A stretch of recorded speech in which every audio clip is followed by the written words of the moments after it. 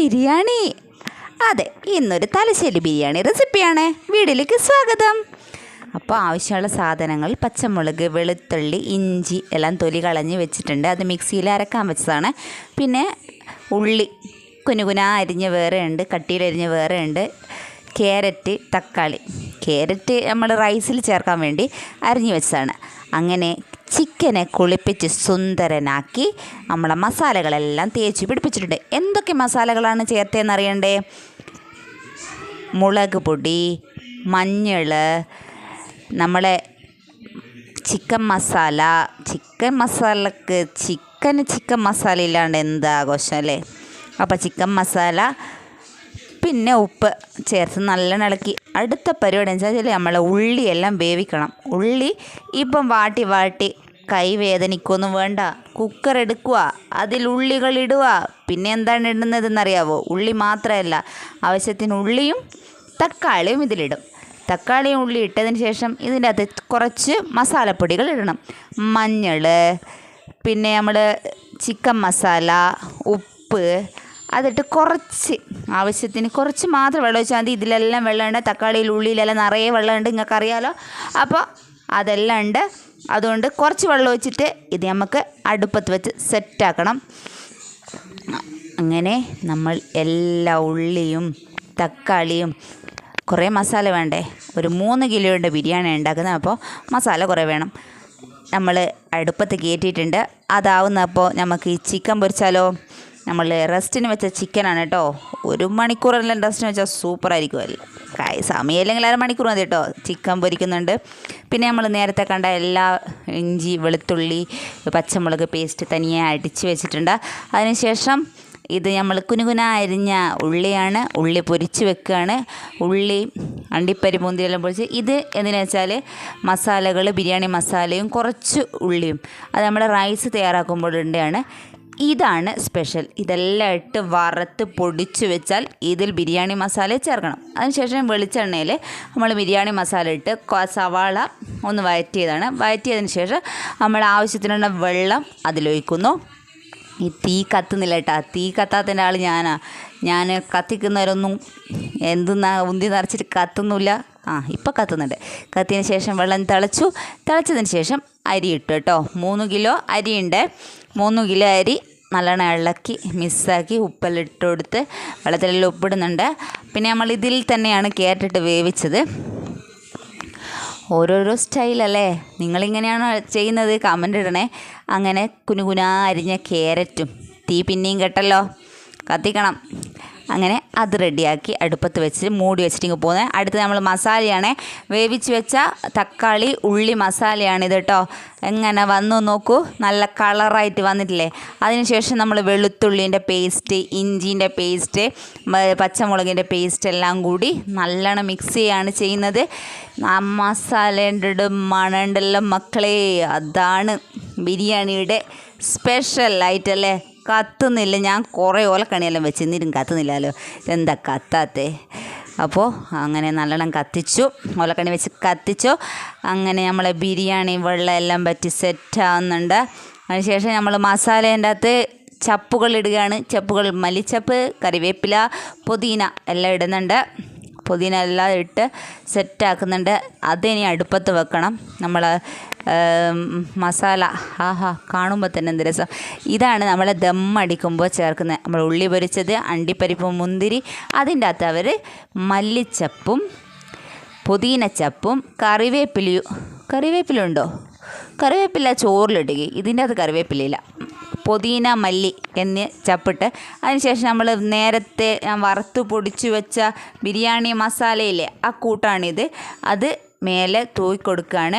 എന്നിട്ട് ഇതെല്ലാം മിക്സ് ആക്കിയിട്ടാണ് നമ്മൾ ഇതെല്ലാം ഇടുന്നത്.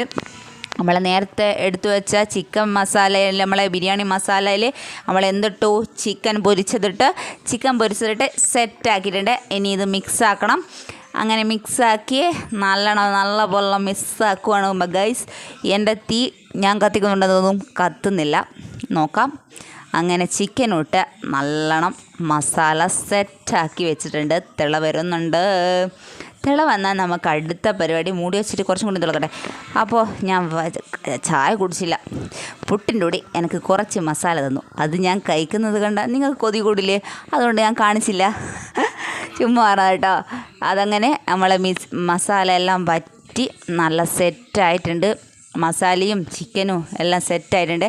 അടുത്ത് നമ്മളെ ചോറ് ഇടണം, മസാലയിൽ ചോറിടണം. നല്ല സെറ്റ്. എന്താ മണം! ബിരിയാണി എന്ന് പറഞ്ഞാൽ അത് വേറെയാ. ടേസ്റ്റും മണവും അരിയും എല്ലാവർക്കും ഇഷ്ടമാണ് ഈ ബിരിയാണി. കമൻറ്റ് ചെയ്യണേ. അപ്പോൾ നമ്മളെ ബിരിയാണി സെറ്റായിട്ടുണ്ട്. ഇനി നമ്മളെ പരിപാടി എന്ന് വെച്ചാൽ ഈ കുറച്ച് ബിരിയാണി റൈസ് എടുത്ത് ഈ മസാലയുടെ മുകളിലേക്ക് ഇങ്ങനെ ഇടുക. എന്നിട്ട് കുറച്ച് മസാല എടുത്ത് നല്ലോണം മിക്സാക്കുന്നുണ്ട്. മിക്സാക്കിയതിന് ശേഷം എന്ത് ചെയ്യണം? മിക്സാക്കിയിട്ട് പിന്നെയും ചോറിടും. നിങ്ങൾ കണ്ടോളെ, പിന്നെയും ചോറ് മുകളിലിടും. അപ്പോൾ നമ്മുടെ വീഡിയോ ആദ്യമായിട്ടാണ് കാണുന്നെങ്കിൽ സബ്സ്ക്രൈബ് ചെയ്യാൻ മറക്കല്ലേ. എൻ്റെ വീഡിയോ ഇഷ്ടമായെങ്കിൽ ലൈക്ക് ചെയ്യാനും ഓക്കെ കമൻറ്റ് ചെയ്യാൻ മറക്കില്ലെന്ന് കരുതുന്നു. അപ്പോൾ എല്ലാവരും സപ്പോർട്ട് ചെയ്യണം. അപ്പോൾ നമ്മുടെ ബിരിയാണി ഏകദേശം ദമ്മടിക്കാൻ വേണ്ടി തയ്യാറെടുക്കുകയാണ്. പിന്നെ നെയ്യാണ് എടുത്തത്. RKGയുടെ നെയ്യ് ഒഴിച്ചു. നെയ്യ് ഒഴിച്ചതിന് ശേഷം പിന്നെ നമ്മൾ കൂട്ടി വെച്ച മസാല പൊരിച്ചതിട്ട്, ഇലയും പൊരിച്ചതും ആ മസാലയും അതിൻ്റെ അകത്ത് തന്നെ അതുണ്ട്. അതുകൊണ്ട് ഇത് മാത്രം ഒഴിച്ചാൽ മതി. പിന്നെ നമ്മൾ കളറൊന്നും ചേർക്കുന്നില്ല. നമ്മളെ നാടൻ സ്റ്റൈല് നാരങ്ങ നീരിൽ മഞ്ഞൾ ചേർത്ത് കലക്കി വെച്ച പിന്നെ കുറച്ച് റോസ് വാട്ടർ അതാണ് ഇങ്ങനെ ഒഴിച്ചു കൊടുക്കുന്നത്. പിന്നെ വീണ്ടും എന്ത് ചേർക്കുമെന്നറിയാവോ? ഇതിൻ്റെ മുകളിൽ വീണ്ടും ചോറിടും. ചോറിട്ടതിന് ശേഷം വീണ്ടും മറ്റേ മസാലകളെല്ലാം സെറ്റാക്കി വെക്കും. പിന്നെ വീണ്ടും ചോറിട്ട് ഈ 3 കിലോ ഇതിൻ്റെ അകത്ത് നല്ല രീതിയിൽ ഇടണം. നല്ല രീതിയിൽ ഇട്ട് വെച്ചിട്ട് സെറ്റായിട്ടുണ്ട്. ഇനി അടുത്തത് നമ്മൾ നെയ്യ് ഒഴിക്കണം. നെയ്യ് ഒഴിച്ചതിന് ശേഷം എന്ത് ചെയ്യണം? നെയ്യ് ഒഴിച്ചതിന് ശേഷം നമ്മൾ പൊരിച്ച് വെച്ച അണ്ടിപ്പരിപ്പ്, മുന്തിരി, ഉള്ളിയെല്ലാം ഇതിൻ്റെ മുകളിലേക്ക് വിതറണം. അരി നല്ല അരി കേട്ടോ, നല്ല സൂപ്പർ മണമായിരുന്നു.